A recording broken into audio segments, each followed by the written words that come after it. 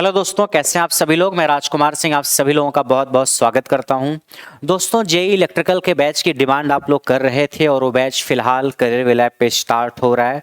तो अगर आप आरआरबी जेई की तैयारी करना चाहते हो, एसएससी जेई की तैयारी करना चाहते हो, या फिर यूपीपीसीएल जेई की तैयारी करना चाहते हो, या अलग अलग राज्यों में जो वैकेंसी आई हुई है उसकी तैयारी आप करना चाहते हो, या डीएफसीसीआईएल वगैरह या और भी जो कुछ वैकेंसीज आई हुई हैं इलेक्ट्रिकल ब्रांच से, उनकी तैयारी अगर आप करना चाहते हो तो उसके लिए batch career will pay start हो रहा है। इलेक्ट्रिकल का बैच तो स्टार्ट हुआ ही है, उसके साथ अलग अलग इलेक्ट्रॉनिक्स और मैकेनिकल के बैचेज भी स्टार्ट हुए हैं, बट मैं अभी फिलहाल इलेक्ट्रिकल के बैच की बात करने जा रहा हूं।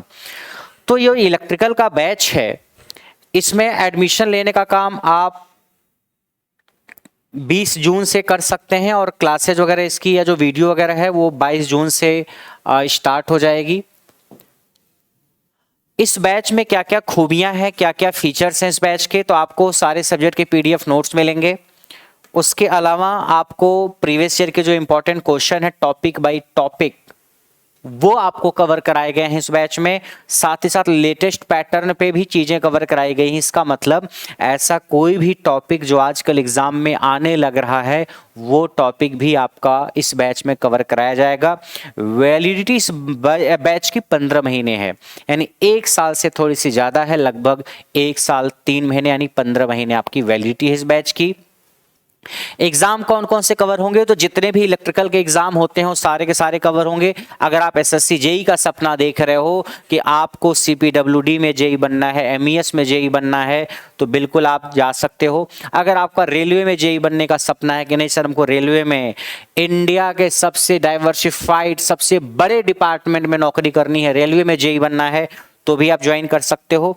और अगर आप रेलवे में सीनियर सेक्शन इंजीनियर बनना चाहते हो तो भी आप इस बैच को ज्वाइन कर सकते हो सकता है इस बार रेलवे में सीनियर सेक्शन इंजीनियर की वैकेंसी आए। पिछली बार जब वैकेंसी जेई की आई थी तो सीनियर सेक्शन इंजीनियर की वैकेंसी नहीं आई थी। यह कहा गया था कि जेई के जो लोग हैं उन्हें ही प्रमोट करके सेक्शन इंजीनियर बनाया जाएगा, बट इस बार थोड़े बहुत चांसेज हैं कि जेई की वैकेंसी तो आएगी ही, हो सकता है सीनियर सेक्शन इंजीनियर की वैकेंसी भी रेलवे में आए।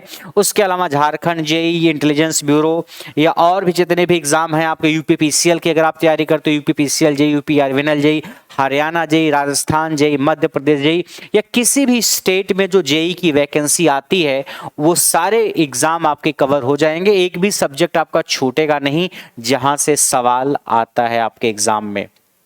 ठीक है, कोई पीएसयू वगैरह है या इसरो, डीआरडीओ, बार्क वगैरह में वैकेंसी आती हो, एनजीसी, एचपीसीएल, सेल वगैरह में, ये सारी वैकेंसी हो जाएंगी। यूपी ट्रिपल एससी में अगर वैकेंसी आती है तो भी किसी भी स्टेट की वैकेंसी आए आप टारगेट कर सकते हो। तो अगर इलेक्ट्रिकल इंजीनियरिंग में मैं टीचर्स की बात करूं तो मेजॉरिटी का हिस्सा इस बैच में मैंने कवर कराया है, like network theory, electrical machine, power system, measurement, UWE और मेन सब्जेक्ट मैंने कवर कराया है। कुछ हिस्सा अविनाश सर ने कवर कराया है इसमें, 1-2 सब्जेक्ट 3 सब्जेक्ट के आसपास। मेजॉरिटी का हिस्सा मैंने कवर कराया है और एक आध सब्जेक्ट के लिए हो सकता है उससे टीचर की मदद ली जाए। तो इस बैच में आपको लगभग 70% के आसपास रिकॉर्डेड क्लासेज मिलेंगी, 30% के आसपास या 40% के आसपास आपकी लाइव क्लासेज होंगी।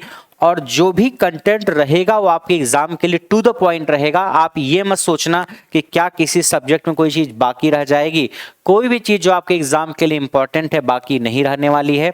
तो आप किसी भी जेई एग्जाम की तैयारी करना चाह रहे हो तो आप इस बैच से कर सकते हो।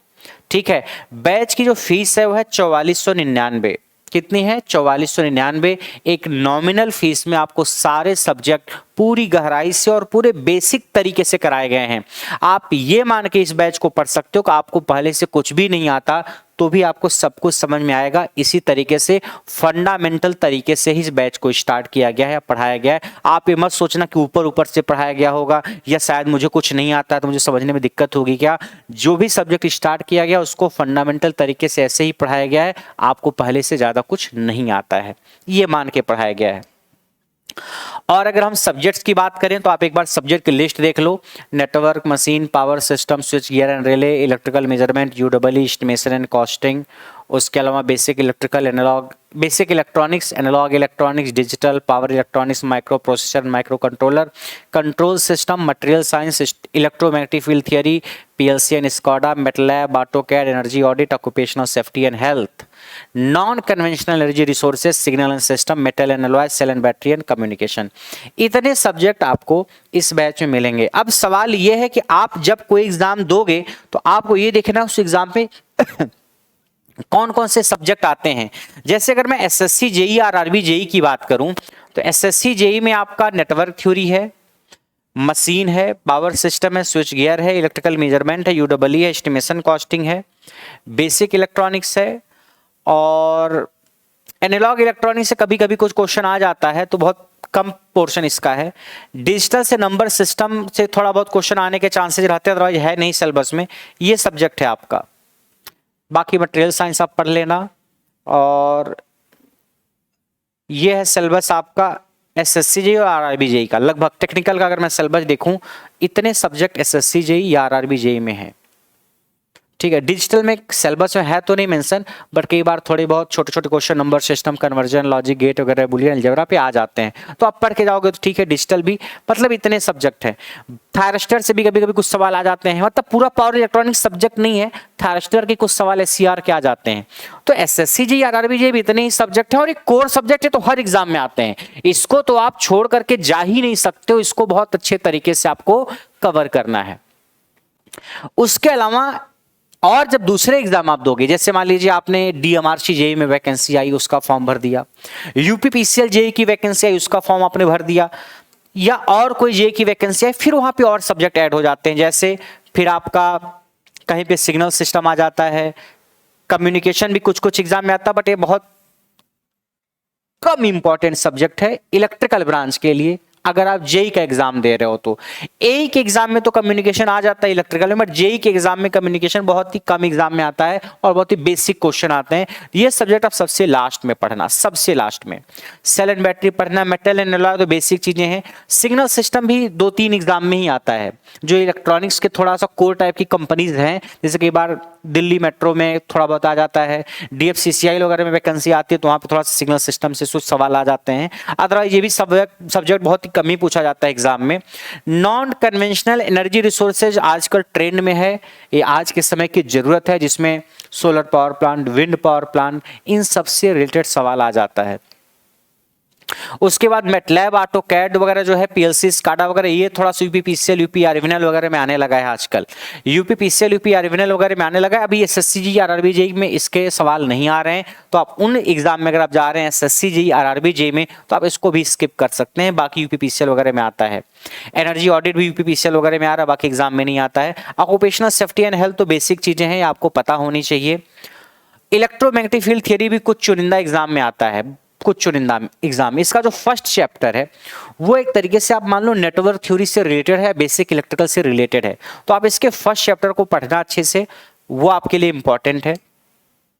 बाकी कंट्रोल सिस्टम आपका यूपीपीसीएल में आ जाता है, डीएमआरसी जेई वगैरह में आ जाता है, but SSC JE RRB JE में कंट्रोल सिस्टम नहीं है। माइक्रो प्रोसेसर भी एसएससी जी आरआरबी जेई में नहीं है।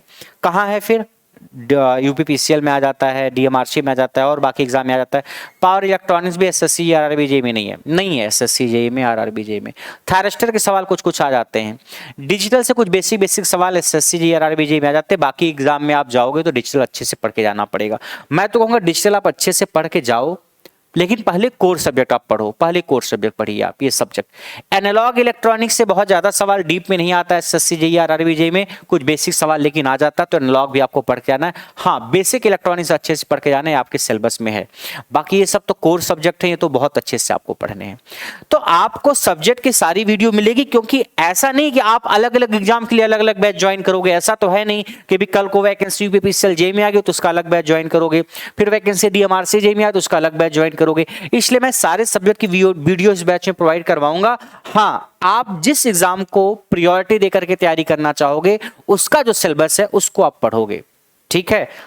और फीस इसकी बहुत ही नॉमिनल है, 4499, तो एक लिमिटेड सीट के लिए फीस है। आप इसको ज्वाइन करके अपनी तैयारी को स्टार्ट करिए, आपका कोई भी टॉपिक इसमें छूटेगा नहीं इस बैच में। तो एक तरीके से रामबाण बैच है, आपके जितने भी इलेक्ट्रिकल ब्रांच के बच्चे हैं वो अगर कोई भी जेई का एग्जाम टारगेट कर रहे हैं तो उनका सपना यहाँ से पूरा हो जाएगा। टेक्निकल के जितने हिस्से हैं, टेक्निकल के जितने सब्जेक्ट हैं, वो सब आपको इस बैच से पूरा का पूरा कवर हो जाएगा, मिल जाएगा। ठीक है, तो आप ये बैच ज्वाइन कहाँ करोगे? ये बैच आप करियरविल ऐप पे ज्वाइन करोगे, और ऐप पे ज्वाइन करने के बाद अगर आपको कोई इशू आ रहा है बैच वगैरह से रिलेटेड जिसको मैंने शायद डिस्कस नहीं किया है, तो आप इस नंबर पे व्हाट्सएप मैसेज करके पूछ सकते हो।